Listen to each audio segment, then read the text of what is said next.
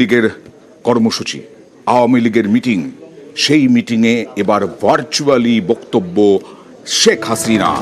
ইউনূস সরকারকে ব্যাপক তোপ দাগলেন শেখ হাসিনা।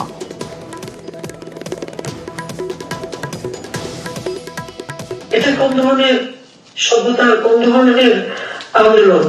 এটা তো সরাসরি হত্যাকাণ্ড ঘটাবার চেষ্টা। যেমন 15ই আগস্ট জাতির পিতাকে হত্যা করেছে, ঠিক তেমনি ভাবে আরেকটা হত্যাকাণ্ড তারা ঘটাতে চায়। ডক্টর ইউনূস তার মেটিকুলাসলি মাস্টার মাইন্ড দ্বারা প্ল্যান করে সে করেছে। এই গণহত্যার বিচার ওই তার সমন্বয়কারীরা এবং ইউনূস তার মাস্টার মাইন্ড, তারাই লাশের পর লাশ ফেলেছে। একটা অন্তঃসত্ত্বা পুলিশ কনস্টেবল তাকে পিটিয়ে পিটিয়ে মেরেছে।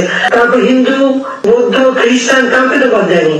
11টা গির্জা ভেঙে গেছে, মন্দির ভেঙে গেছে, এবং হিন্দুরা যখন আন্দোলন করলো সেই ইসকনের লিডারকে গ্রেফতার করেছে এবং আওয়ামী অত্যাচার শুরু করেছে তাদের উপর। সংখ্যালঘুদের উপরে এই অত্যাচার কিসের জন্য?